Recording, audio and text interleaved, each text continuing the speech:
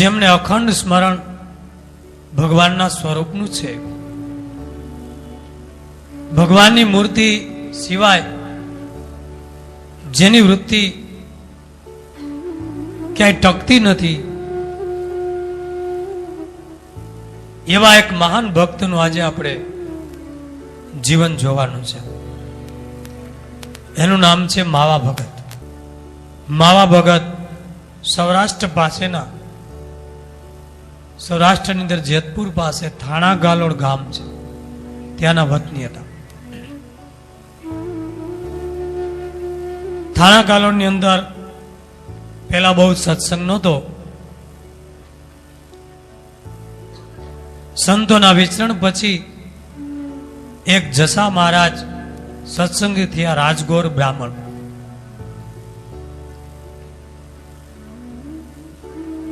એક હતા પણ એકે હજારા એવા સુરવીર, અને એના મનની અંદર સતત એવી ઝંખના રહેતી હતી કે મારા ગામમાં હું એક જ સત્સંગી છું તો બીજા પણ સત્સંગી થાય અને મહારાજને ઓળખે. એટલે સદગુરુ મુક્તાનંદ સ્વામી અને અન્ય સંતોને વારંવાર પોતાને ગામ તેડાવે, પોતાના ઘેર ઉતારા, સીધું સામાન, જમવાની વ્યવસ્થા, અને ઘેરે ઘેરે જઈ મુમુક્ષોને બોલાવી લાવે. એમાં એક વખત મુક્તાનંદ સ્વામી સંત મંડળ સાથે થાણા ગાલોડ ગામે પધાર્યા.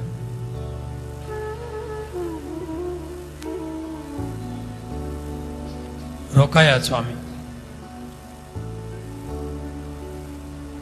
જસા મહારાજે બહુ સેવા કરી. એક વખત સ્વામી બપોર પછી સ્નાન કરવા માટે સંત મંડળને લઈ જસા મહારાજની સાથે નદીએ જતા હતા. ગામ સોસરવા થઈ અને નદીએ જાય, એમાં ગામને છેવાડે એક નાનકડું મંદિર, મંદિરથી થોડે દૂર એક પીપળાનું ઝાડ, એ પીપળાના વૃક્ષ ફરતા એક મુમુક્ષુ પ્રદક્ષિણા ફરતા હતા. મુક્તાનંદ સ્વામીએ જોયું કે કોઈ મુમુક્ષુ જીવ છે, ભજનનો આત્મા છે, હાથમાં માળા છે, અને રામ રામ રામ સતત જપ ચાલુ હતો. એટલે સ્વામીને એમ થયું કે આ જીવ છે મુમુક્ષુ, ભજન કરે છે, પણ પ્રગટ પ્રભુની ઓળખાણ થઈ જાય તો એનું કામ થઈ જાય. એટલે સ્વામીની નજર પડી મુક્તાનંદ સ્વામીની. એટલે જસા મહારાજને કીધું કે આ કોણ છે? તો કે અમારા ગામના માવાભાઈ છે, માવા ભગત પટેલ કણબી. બહુ મુમુક્ષુ છે સ્વામી. કામકાજમાંથી પરવારી અને સમય મળે તરત અહીં આવે મંદિરે અને આખો દિવસ પીપળાને પ્રદક્ષિણા કર્યા કરે બસ, અને માળા રામ રામ રામ. બહુ ભજન કરે છે, આત્મા દેવી છે, અનેક સદગુણો વાળો છે, સ્વભાવ પણ સારો છે. મને ઘણી વાર એમ થાય કે તમારા જેવા સંતનો આશ્રમ મળી જાય તો આ જીવનું કામ થઈ જાય. મુમુક્ષુતા તો છે અને સોનામાં સુગંધ પડી જાય. તો સ્વામી કે એ અમારે ભેગા નદીએ સ્નાન કરવા જો આવે તો એનો અમે ઉદ્ધાર કરી નાખીએ. કે હા સ્વામી, આપણે હું કહું આવશે. એટલે જસાગોર પીપળાને પ્રદક્ષિણા કરતા માવા ભગતની પાસે ગયા અને કીધું, ભગત અમારા ગુરુ મુક્તાનંદ સ્વામી આવ્યા છે, ભગવાન જેવા સંત છે, શું એની વાણી, એના રૂવાડે રૂવાડે પ્રભુ બિરાજે છે, એવા મહાન સંત છે, એકવાર આવો, દર્શન કરો, સમાગમ કરો. તમે મુમુક્ષુ છો, સાજા સંત, તમને જરૂર ગમશે. તો ઘડીક માળા મૂકી અથવા માળા હારે લઈ લ્યો, પ્રદક્ષિણાને મૂકી અને સંતો હારે આવો. માવા ભગત સરળ હતા, પોતાનું નિયમ હતું એ પણ અધૂરું મૂકી. નહીં તો ગિરનારમાં એક જણો પરિક્રમા કરતો હતો દંડવત કરીને, તો ગુણાદિત્યાનંદ સ્વામી ત્યાં મળેલા કે આ એક દંડવત જો સામે કરી નાખે તો એને અક્ષરધામ આપવું, એનું કલ્યાણ કરવું.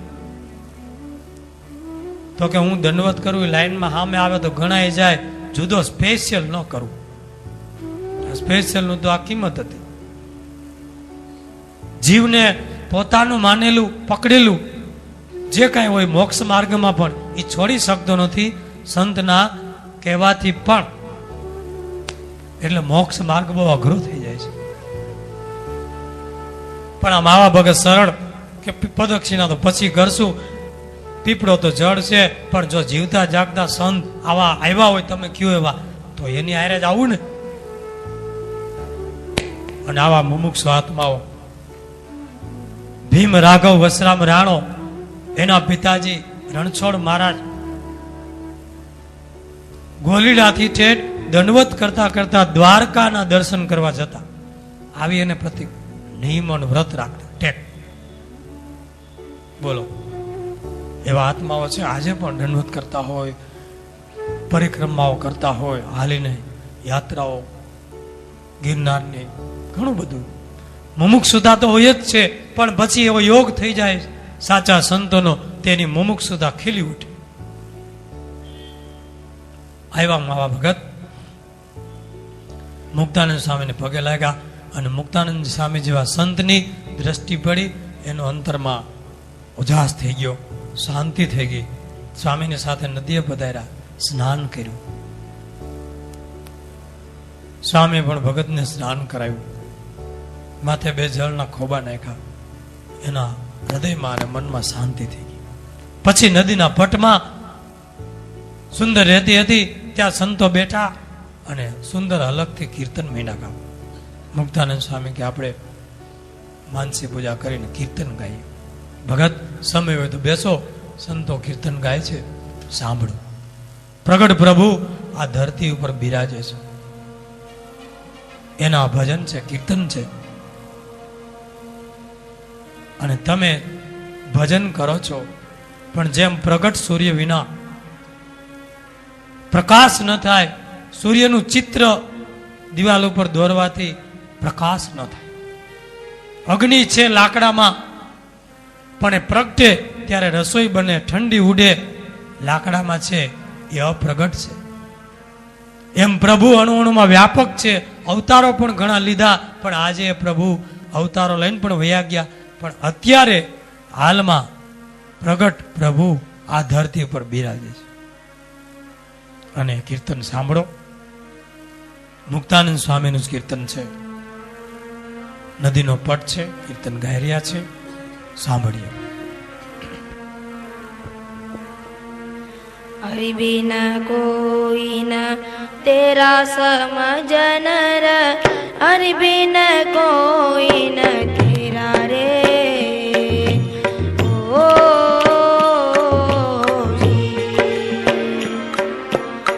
हरि बिना कोई न तेरा समझन र, हरि बिना कोई न तेरा रे.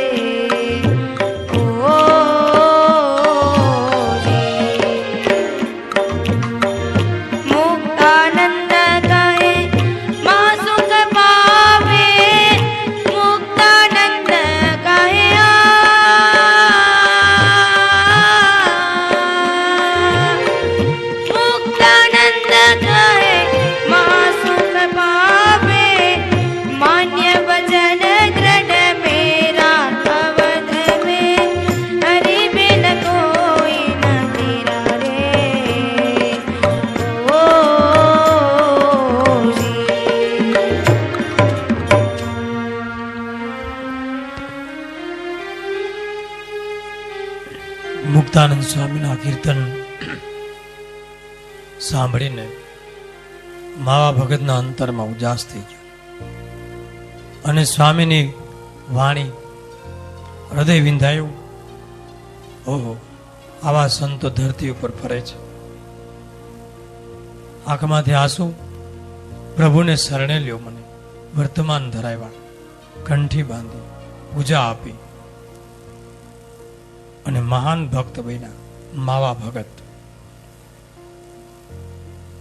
સ્વામી, મારે શ્રીજી મહારાજના દર્શન કરવા છે, મને ક્યારે દર્શન થશે? સ્વામી કે અમે મહારાજના દર્શન કરવા જવાના છીએ. અત્યારે મહારાજ મેઘપુર બાજુ વિચરણ કરે છે. ચાલો તમે અમારી સાથે જ, જો તમારે સમય હોય તો. માવા ભગત કે સમય તો પ્રભુ માટે કેમ ન નીકળે? માવા ભગત પણ સ્વામીની સાથે જ મેઘપુર આવે છે. મુક્તાનંદ સ્વામીનું મંડળ મેઘપુર આવ્યું.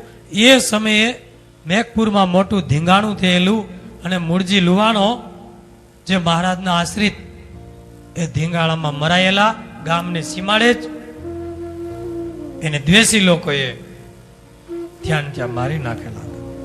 આવું ત્યાં ભયંકર ધીંગાણું, ખાના ખરાબી, અને શ્રીજી મહારાજે પણ એ મૂળજીને દિવ્ય ગતિ અપાવેલી અને આવું ચરિત્ર થયું. એટલે મુક્તાનંદ સ્વામી આવ્યા, સાથે માવા ભગત, સંતો. એટલે મુક્તાનંદ સ્વામી કે મહારાજ, આ થાણા ગાલોડથી નવા ભક્ત પણ એવા મુમુક્ષુ છે. એટલે કાઠીઓ દરબારો બેઠા હતા, એ બોલવા માંડ્યા કે ભણે આપણે તો વાંધો નથી, પણ આ કણબો આવ્યો છે આજ નવો, અને ઓલો મૂળજી લુવાણો મરાણો આ ચરિત્ર મહારાજનું જોઈને આનું તળિયું તૂટી જાય. નવે નવો છે ને કે ભગવાન કહેવાય છે, અને આનો ભગત તો મરાણો, હત્યા થઈ ગઈ. ત્યારે મહારાજ સાંભળીને હસીને બોલ્યા, દરબારો, એના ગુરુ મુક્તાનંદ સ્વામી છે, અને મુક્તાનંદ સ્વામી જેના ગુરુ હોય એને દિવ્ય માનુષ સ્વરૂપ એક કરી ચિન્હા અલખ ભયો હે બાત નવીના. એને દિવ્ય ચરિત્ર હોય અમારા કે મનુષ્ય ચરિત્ર, એને કોઈ દી શંકા ન થાય. કારણ કે મુક્તાનંદ સ્વામી એને ઘૂંટી ઘૂંટીને જ્ઞાન પાયેલું છે કે અમે શું છીએ. અને એમ જ હતું, માવા ભગતને શંકા નથી થઈ.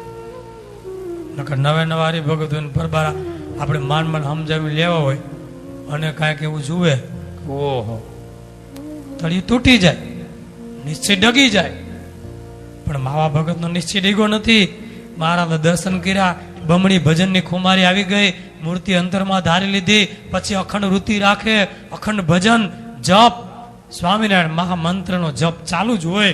વ્યવહારે બહુ સુખી હતા, ખેતીવાડી પણ હતી, દીકરાઓને પણ એવો સત્સંગનો રંગ લગાડ્યો. એના દીકરા હતા જયરામભાઈ, એને પણ એવો રંગ લગાડ્યો કે એને સાધુ બનાવી દીધા. જુનાગઢમાં સાધુ ધર્મ વલ્લભદાસજી એવું નામ પાડેલું, અને એમને 500 કીર્તન 2 પદ વાળા, એટલે કે 1000 કીર્તનો કંઠસ્થ હતા. અને માવા ભગત પણ સંસાર છોડી જુનાગઢ ગુણાતીતાનંદ સ્વામીના સમાગમથી વૈરાગ્યનો રંગ લગાડી અને ત્યાગી બન્યા. સ્વામીએ કીધું, ભગત સાધુ બનવું છે કે ભગત તરીકે રહેવું? મા બાપ તમારી વધુ સેવા થાય એમ કરો, તો કે તમને પાર્ષદ રાખશું. એ મા ભગત પાર્ષદ તરીકે જુનાગઢ મંદિરમાં સદગુરુ ગુણાતીતાનંદ સ્વામીની સેવા માર્યા. અને સ્વામીની વાતો એની અંદર ખુદ ગુણાતીતાનંદ સ્વામીએ માવા ભગતનું લખ્યું છે વાતો. માવા ભગત બહુ જ્ઞાની હતા, સ્થિતિવાળા હતા. એ વાતો કરતા સભામાં સ્વામી કે માવા ભગત થોડી જ્ઞાન વાર્તા કઈક વાતો કરો અને સૌનું આળસ ઉડાડો. એટલે માવા ભગત વાતું કરે. 2-3 વખત સ્વામીની વાતોમાં ઉલ્લેખ છે.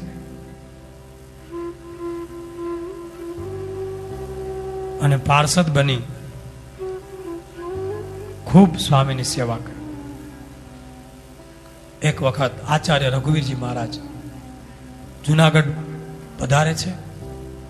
ગાદીવાળા એમની સાથે છે, એમના પત્ની પરિવાર રોકાયા. આચાર્ય મહારાજ સદગુરુ ગુણાતીતાનંદ સ્વામીનો સમાગમ કરવા વર્ષમાં એક મહિનો આવતા. સદગુરુ ગુણાતીતાનંદ સ્વામીનો સમાગમ કરવા મોટા મોટા આચાર્યો સમસ્ત પ્રદેશોના સત્સંગો અહીંયા આવતા. એવી સ્વામીની વાણી હતી, કારણ કે પોતે અક્ષર બ્રહ્મ અક્ષરધામના અવતાર હતા. એમાં ગાદીવાળા એટલે કે આચાર્યના પત્ની એને ઈચ્છા થઈ કે આમાં વંથલી આ બાજુ અમારે દર્શને જવું છે પ્રસાદીના સ્થળોએ પંતીર્થીમાં. તો મહારાજશ્રીને કહી સ્વામીને કેવડાવ્યું કે કોઈ એવો અમારું ગાડું શીઘ્રામ હાકે એવો પાળો હોય પાર્ષદ કે અમારી ખબર રાખે અને અમને લઈ જાય દર્શન કરાવવા સોરઠના. એટલે સ્વામીએ મહારાજશ્રીને કીધું કે માવા ભગત છે અખંડ વૃત્તિવાળા ભજનીક, એને લઈ જાઓ. ભગત તમારે ગાદીવાળાનો શીઘ્રામ વેલડું હાકી અને સોરઠના દર્શન કરાવવા લઈ જવાનું છે વંથલી બાજુથી. ભલે મા બાપ. માવા ભગત બહુ રાજી થયા.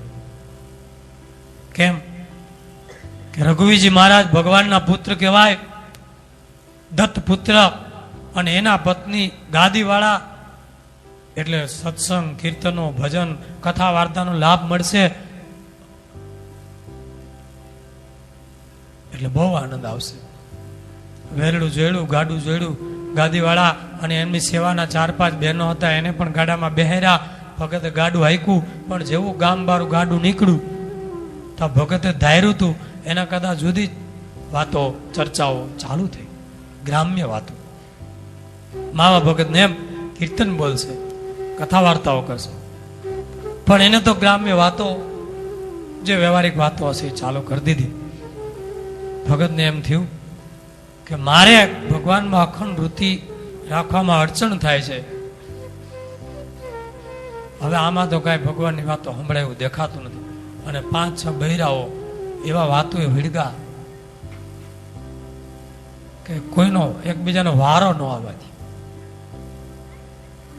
એટલે ભગતે કાનની વૃત્તિ ખેંચી લીધી. એવા સમર્થ હતા કે કાનની વૃત્તિ ખેંચીને અંતરમાં ઉતારી દીધી. એટલે કાન હોય એવા જ, પણ કાંઈ સંભળાય નહીં. અને મહારાજનું નામ લઈને મૂર્તિ ધારીને ગાડું મીડા હાંકવા વેલડું. રસ્તામાં ખેંગાર વાવ આવી, ઉનાળાનો સમય, તરસ લાગી હશે એટલે ગાદીવાળાએ કીધું બહેનોને કે ભગતને કેવું ઊભું રાખે, અહીંયા ખેંગાર વાવે, ભગવાનની પ્રસાદીની વાવ છે, દર્શન કરી લે, એટલે પાણી પ્રસાદીનું ધરાવીએ. ત્યારે બહેનોએ કીધું ભગત અહીંયા વેલડું ઊભું રાખજો, આ ખેંગાર વાવે દર્શન કરી અને પાણી ધરાવવું છે ઠાકોરજી. કોણ સાંભળે? કાનની વૃત્તિ ખેંચી લીધી હતી. ઓલા રાયડું પાડે ભગત સાંભળો છો ભાઈ, વાવ વહી ગઈ, બેરા લાગો. ભગત તો સામના કાનની વૃત્તિ ખેંચી લીધી. ત્રીજી વાર કીધું, કાંઈ ખબર નહીં. એટલે બેરા બેરો ક્યાંક છે. સેવામાં આપીને બેરો પાળો આપ્યો. એટલે બહુ દુઃખ થયું. એ દર્શન ને બધું પતાવીને પાછા આવ્યા તો ગાદીવાળાએ રઘુવીરજી મહારાજને ફરિયાદ કરી કે ઓલો પાળો મોકલો તો પણ હાવ બેરો, કાંઈ સાંભળે જ નહીં. અમારે પાણી પીવું હતું, તરસે મરી ગયા, કાંઈ પૂછે નહીં. દર્શન ક્યાં કરવાના છે એ તો હાયકા જ કરે. એટલે રઘુવીરજી મહારાજે સદગુરુ ગુણાતીતાને સામે કીધું, સ્વામી એક ફરિયાદ આવી છે ગાદીવાળાની. તો બોલો નહીં મહારાજ શ્રી. તો કે આ પાળો તમે મોકલો માવો ભગત બેરા છે, કાનમાં કાંઈ તકલીફ છે કાંઈ? તો કે ના ના, બહુ સરસ છે અને શરીરે સારું છે, કાન બધું સલામત. બહુ હારા મારા ભગત છે, એકાંતિક છે અમારા, અમે જાણીએ હું એકાંતિક. ગાદીવાળાને બહુ મુસીબત પડી અહીંયા ખેંગાર વાવે પાણી પીવું તું, દર્શન કરવા તો રોઈકૂદની રાયડો પાડી પણ બૈરા થાકી જાય. સ્વામી કેવું બને નહીં, છતાંય બન્યું હોય તો ભગતને જ બોલાવીને આપણે પૂછીએ તમારી રૂબરૂમાં કે શું થયું તું, કે આવો સેવામાં કોઈ દી અવિવેક ન કરે. ભગત બોલાયો ભગત, ભગત કે તમે આ રીતે બન્યું તું, તમે ઊભા નહોતા રહ્યા ખેંગાર વાવે? ત્યારે હાથ જોડીને માવા ભગત કે મા બાપ, મને એમ હતું ગાદીવાળા છે અને આચાર્ય મહારાજના પત્ની, એટલે ભગવાનની વાતો થશે, કીર્તનો થશે, સ્મરણ થશે પ્રભુનું. પણ જેવા બહાર નીકળ્યા ને, ગ્રામ્ય વાતો, ગામ ગભાટાઓ, અલગ મલક વ્યવહારની વાતો ચાલુ થઈ, એટલે મેં કાનની વૃત્તિ ખેંચી લીધી અને પછી હું બન્યું મને ખબર નથી. રઘુવીરજી મારા તો જોઈ રહ્યા, ઓહ આવા ભક્ત છે. પાછા બાવા ભગત બોલ્યા કે મહારાજ શ્રી, મારી તમારા ચરણમાં એક વિનંતી છે. તમે પ્રથમ આચાર્ય છો, તમારા ગાદીવાળા હજારો ભાઈઓને ઉપદેશ આપી ગુરુ પદે સ્થાપ્યા છે. એની આજુબાજુમાં ભક્તિ ભાવવાળા સેવામાં બૈરાઓ રખાવો તો એને ભજન, ભક્તિ અને પ્રભુનું સ્મરણ વધારે કરાવે. એક વિનંતી છે. ઉલટાની વિનંતી મહારાજશ્રીને કરી. મહારાજશ્રી કે તમારી વાત બરાબર છે, હવે મારે આ પ્રમાણે કરાવવું છે. બોલો, ગુણાતીતાનંદ સ્વામીના પાળા એ કઈ જેવા તેવા થોડા હોય?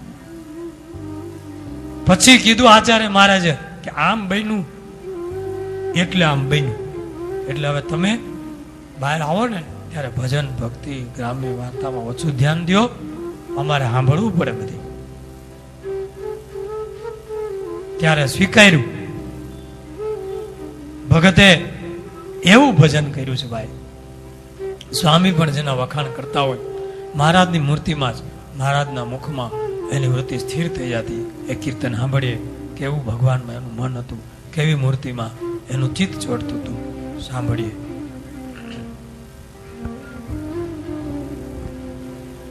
જીવું છું રસીલા તારા મુખડાન જોતી, મૈરા નાર પ્યારા નંદડીનું મોતી, મૈરા નાર પ્યારા નંદડીનું મોતી.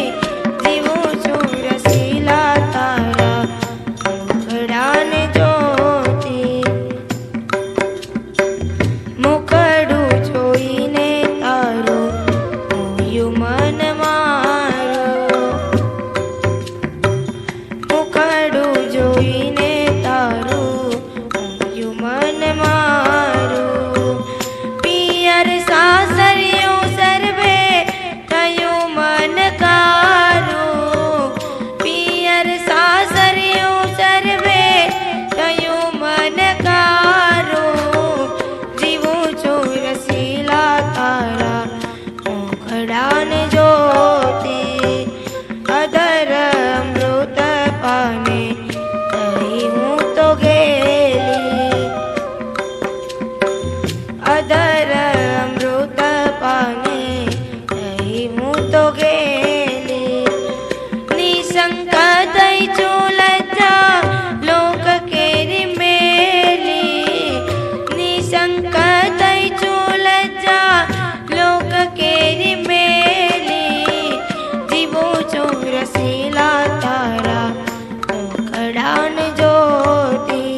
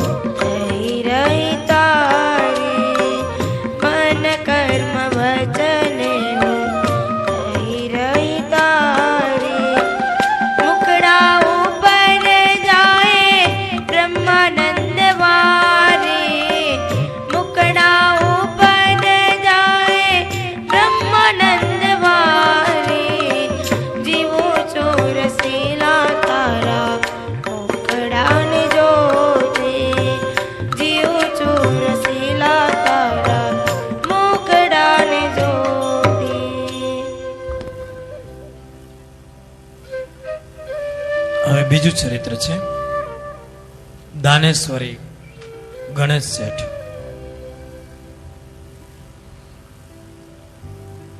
ગણેશ શેઠ ઉનાના વતની છે. દાનેશ્વરી તરીકે એ વખતે સત્સંગની અંદર એમની કીર્તિ ફેલાયેલી હતી. નાગર પ્રદેશમાં ઉના નામનું શહેર છે, એ ઉનાના એવો વતની હતા. ઉનાની અંદર આજે ખૂબ સારો સત્સંગ છે. સૌ પ્રથમ ભગવાન શ્રી હરિ વરણી વેશે ઉનામાં પધારેલા અને મોટું એક તળાવ છે, ત્યાં મોટા ગરનાળા છે, એમાં મહારાજ 3 દિવસ સુધી ગરનાળે રોકાયેલા. બાજુમાં એક કોચરિયા કરીને વાવ છે, ત્યાં વાવનું મહારાજે જલપાન કરેલું છે. ઉનાથી 3 માઇલ દૂર ગુપ્ત પ્રયાગ નામનું એક મહાન તીર્થ છે, ત્યાં મહારાજ વરણી વેશે 1.5 મહિના સુધી રહેલા છે. ત્યાં એક બળદેવજીનું મંદિર છે. એ મંદિરના પૂજારી નૃસિંહાનંદ બ્રહ્મચારી નીલકંઠ વર્ણીની બહુ સેવા કરે છે ગુપ્ત પ્રયાગમાં. કે આવા બાળપણની અંદર ક્યાંય યોગી જોયા નથી, આવા તેજસ્વી તપસ્વી બાલા યોગી કોઈ મહાપુરુષ અથવા સાક્ષાત ભગવાન હોય એવું મને લાગે છે. બહુ સેવા કરી. નીલકંઠ વર્ણી ત્યાં 1.5 મહિનો રોકાયા અને વારંવાર નૃસિંહાનંદ બ્રહ્મચારીને કહે છે કે આ એકાંતનું તીર્થ છે, શાંત છે, ભજનની બહુ અમને મજા આવે છે, માટે તીર્થ બહુ સારું છે.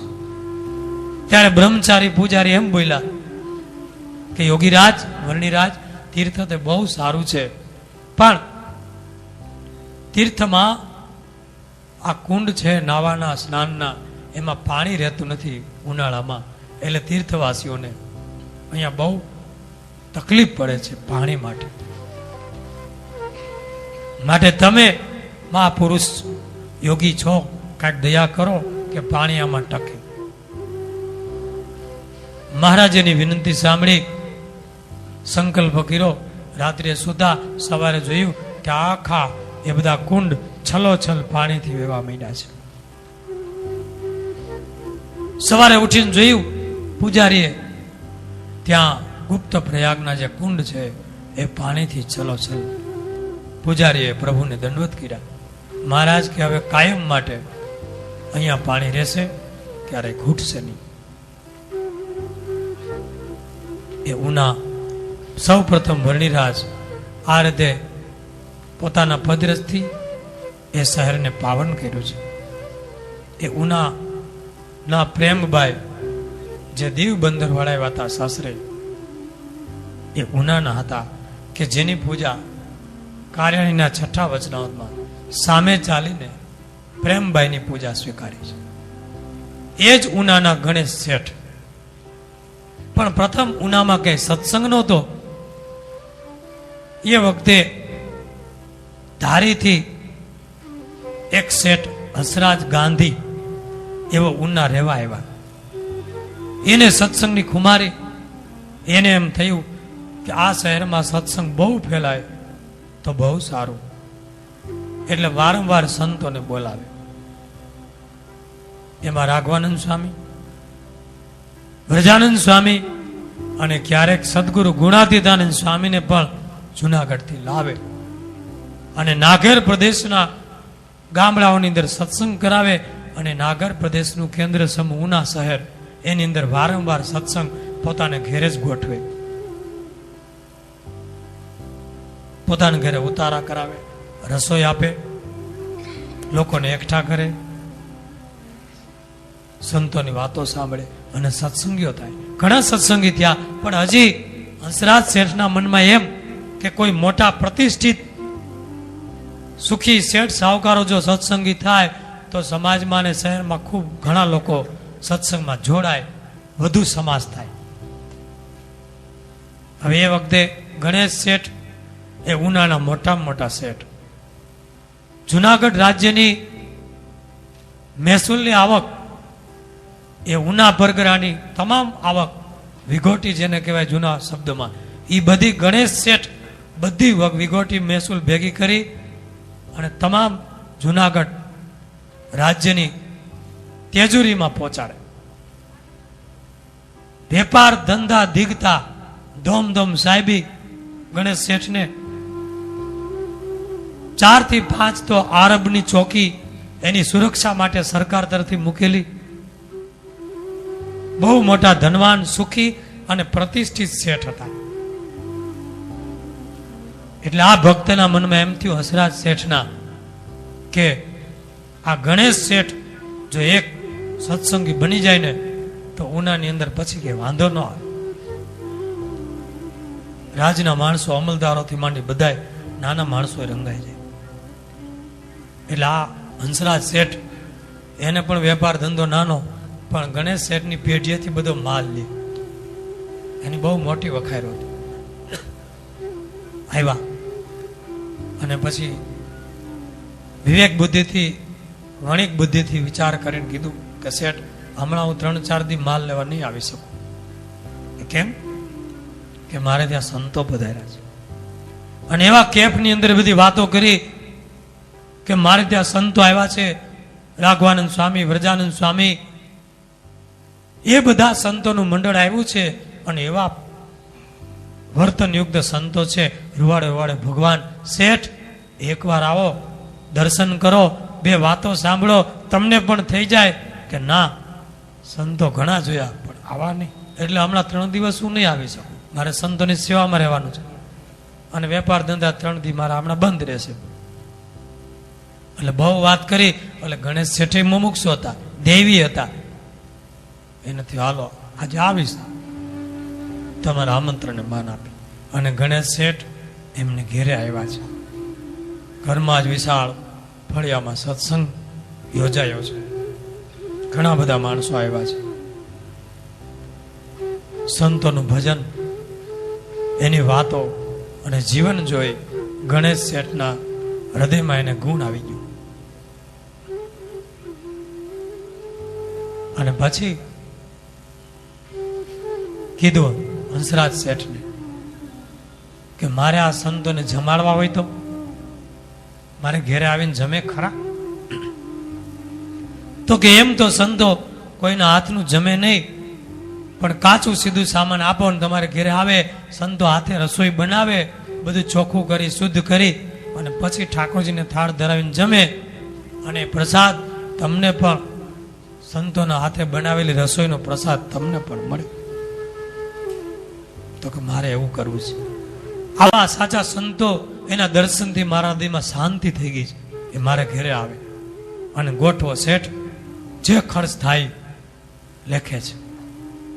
સ્વામીને કીધું સ્વામી પ્રતિષ્ઠિતમાં પ્રતિષ્ઠિત રાજ્યના મોટા શેઠ ઉનાના છે, આપણે ત્યાં રસોઈ એની વિચાર છે, ઠાકોરજીના થાળ થાય. સ્વામી કે ભલે, અમારું તો એ જ કામ છે, થાળ તો એક નિમિત્ત છે, પણ એના હૃદયમાં મહારાજ જો આવી જાય તો એકાદો મોટો વ્યક્તિ જોડાય તો ઘણા બધા જીવને ગુણ આવી જાય. સંતો ગયા છે, એને ઘેરે કાચું સીધું સામાન આપ્યું. શેઠ અને એના બધા સ્નેહીઓ, બીજા શેઠિયાઓ, પ્રતિષ્ઠિત નગરના ને બધાને બોલાવ્યા છે, જમવાનું આમંત્રણ આપ્યા છે, સત્સંગનું આમંત્રણ આપ્યું. શેઠને હિસાબે ઘણા બધા આવ્યા છે. સંતોએ પવિત્રપણે રસોઈ કરી. સંતોની ક્રિયા, શુદ્ધ આચાર વિચાર, વર્તન બધું જોઈ અને શેઠને બહુ અહોભાવ થઈ ગયો કે સાચા સંતો છે. અને પછી સભા થઈ ગઈ. રાઘવાનંદ સ્વામી અને વ્રજાનંદ સ્વામી મહારાજના મહિમાની વાતો કરી. જગત નાશવંત અને ઉપદેશના કીર્તનો એવા મધુર હલકે ગાયા વાજિંદ્ર સાથે કે શેઠના હૃદયમાં મહારાજનો નિશ્ચય થાય છે. સાંભળીએ કીર્તન કેવા હશે.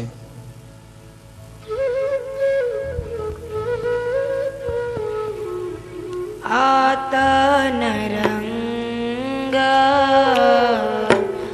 પતંગ સરી કોને જાતા વારન લાગે અસંગ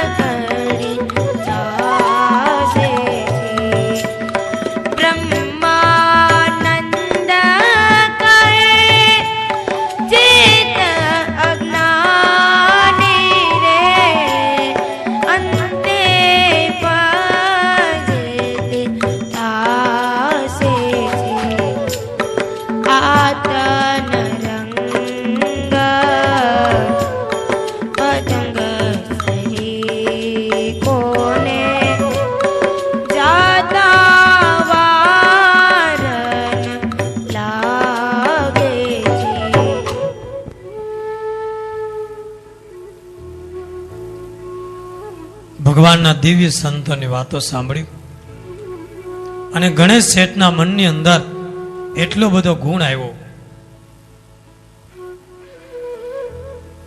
અને એના મનમાં દ્રઢ નિશ્ચય થઈ ગયો અને રાઘવાનંદ સ્વામી પાસે એ ગણેશ શેઠે વર્તમાન ધરાવ્યા, કંઠી બાંધી અને સત્સંગી બની ગયા કે આજથી પ્રભુ હે સંતો હું તમારે શરણે છું.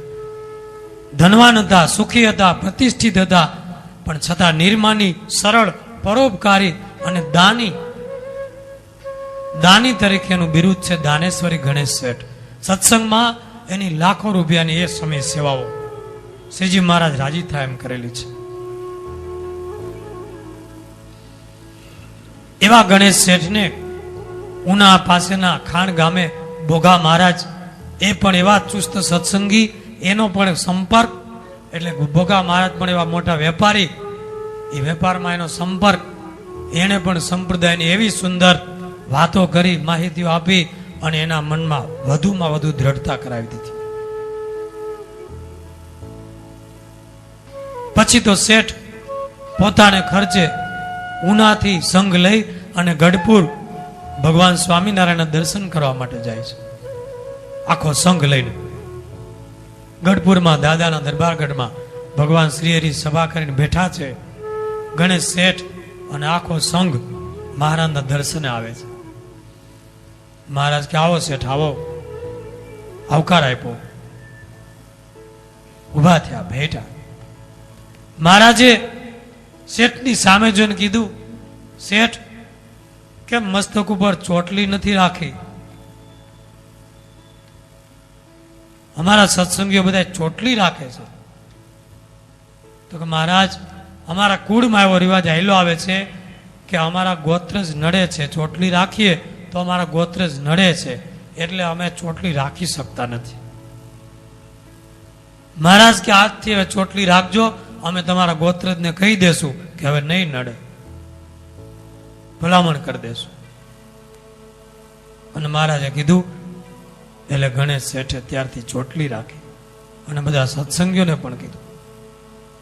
શિખા છે એનો પુરાણોની અંદર પણ મહિમા છે. આ એમને નથી, સિમ્બોલ ધર્મનું. મુસ્લિમો દાઢી રાખે છે, કોઈ પણ મુસ્લિમ હોય દાઢી વગરના ન હોય. શીખ હોય તો ભલે દિલ્હીની ગાદી ઉપર બેઠા હોય, શીખનો એ વાળ રાખે જ છે, મનમોહનસિંહ હોય તો. એમ હિન્દુ હોય તો ચોટલી જરૂર જોઈએ, કારણ કે અહીંયા બ્રહ્મરંધ્ર છે અને પુરાણમાં એવું લખ્યું છે કે શિખા ન હોય તો ધાર્મિક ક્રિયાનું કોઈ ફળ મળતું નથી, તમારી પૂજા પાઠ વ્રત જપ, એવું લખેલું છે. એટલે હિંમત આવે તો રાખજો. શ્રીજી મહારાજે કીધું છે ને, મહારાજ આપણા પ્રભુ સ્વામિનારાયણ ભગવાનને શિખા હતી તો આપણે એના ભગત છે, તો આપણને શું શરમ છે? નાની રાખો, વાળમાં અદ્રશ્ય થઈ જાય એવી રાખો, બહુ જો તકલીફ લાગતી હોય પણ શિખા તો હોવી જ જોઈએ.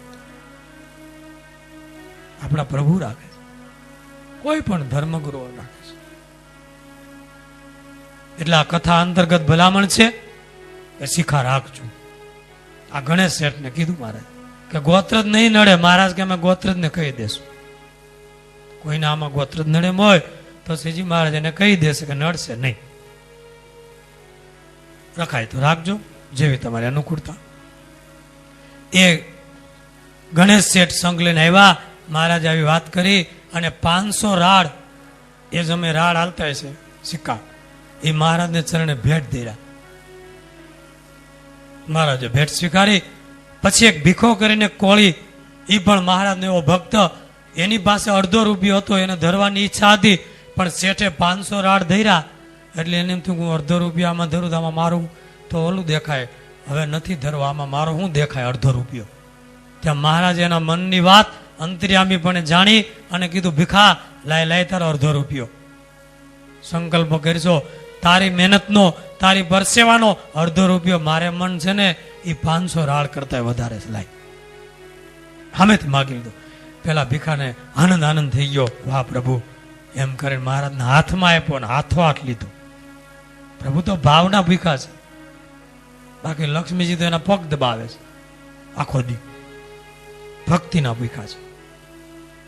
એ ગણેશ શેઠના આવી મોટી પેઢી આખી જુનાગઢ રાજ્યની મહેસૂલ ઉઘરાવે ઉના તાલુકાની અમલદારો અધિકારીઓ સાથે બેઠક ઉઠક, રજવાડી હવેલીઓ, જાહો જલાલીનો પાર નહીં, છતાંય ચુસ્ત ધર્મ પાલન.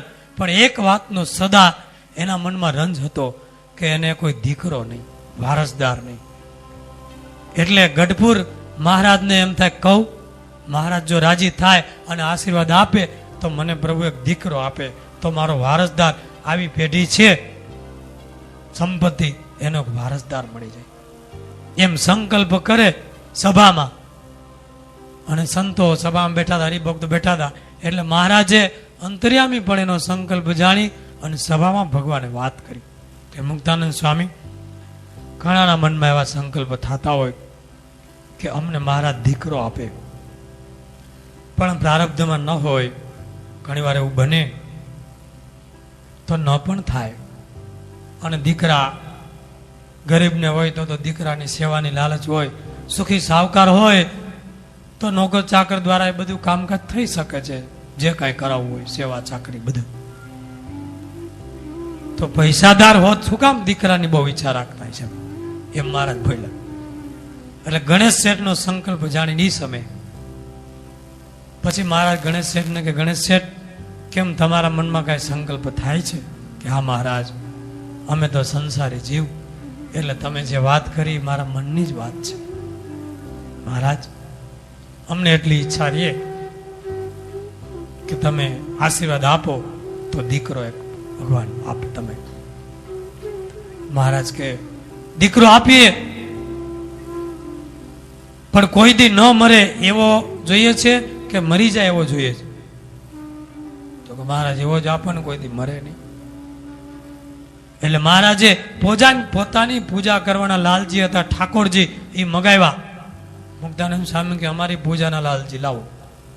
અને મહારાજે પોતાના હાથે કીધું કે લ્યો આ લાલજી તમારા પુત્ર, એની તમે સેવા કરજો અને પુત્ર તરીકે તમને નામ રાખજો અને પેઢીનો બધોય વારસો એને સોંપી દેજો.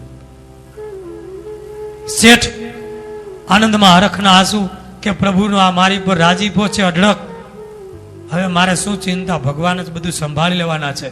એટલે એ લાલજીની પ્રતિમા સ્વીકારી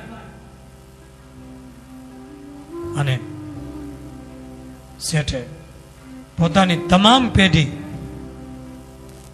લાલજી ગણેશ, શેઠ લાલજી ગણેશના નામે કરી નાખ્યું. લાખો રૂપિયા સંપત્તિ, એની મિલકત, મકાનો, હવેલીઓ, એ બધું જ લાલજી ગણેશ, ચોપડે હોત લાલજી ગણેશ. અને પછી પોતાની હવેલીમાં એક એવું સુંદર મોટો ખંડ, એમાં મંદિર બનાવ્યું અને બ્રાહ્મણને સ્પેશિયલ પૂજા માટે રખાવી. અને જેમ હરિ મંદિર હોય એવી ઘરમાં પૂજા, થાળ, આરતી અને અખંડ. પછી તો મહારાજે કીધું કે આ તમારા દીકરા, એને જ પેઢી સોંપી દેવાની. એટલે અખંડ બ્રહ્મચર્ય પાળી અને શેષ જીવન ભક્તિમાં પૂર્ણ કર્યું.